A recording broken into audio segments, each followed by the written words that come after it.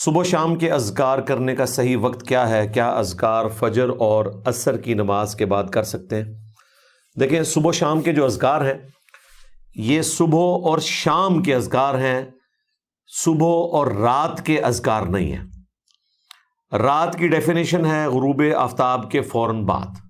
چونکہ شام کا ذکر ہے تو مراد یہ ہے کہ آپ غروب آفتاب سے پہلے پہلے ان اذکار کو کر لیں، لیٹ سے لیٹ مغرب کے بعد کر لیں۔ البتہ اب یہ کہنا کہ عصر کے فوراً بعد، عصر سے مغرب میں کافی زیادہ ٹائم ہوتا ہے، حنفیوں کی عصر ہو تو چلیں وہ سمجھ آتی ہے، بالکل اینڈ پہ وہ پڑھ رہے ہوتے ہیں۔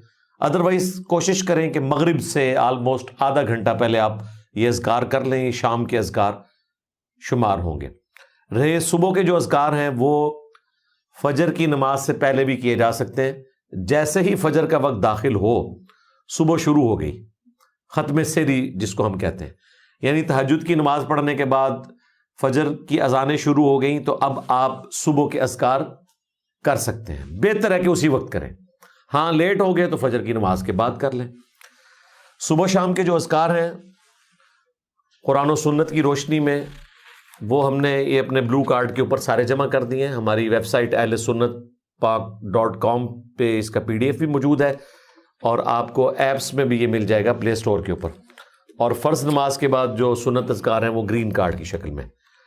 تو کوشش کریں کہ مغرب سے آدھا گھنٹہ پہلے اذکار کر لیں شام کے، اور جو صبح کے اذکار ہیں وہ فجر کی نماز سے پہلے بھی کر سکتے ہیں اگر فجر کا وقت داخل ہو چکا ہوا ہے۔ اگر فجر کا وقت داخل نہیں ہوا تو ابھی تو رات مکمل نہیں ہوئی، جب تک رات مکمل نہ ہو اگلا دن والا معاملہ سٹارٹ نہیں ہوگا۔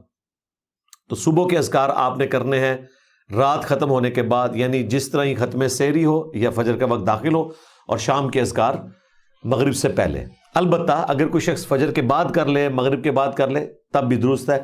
لیٹ کرنا کوئی فائدہ مند نہیں ہے، بہتر ہے کہ آپ اس کو اسی وقت کر لیں۔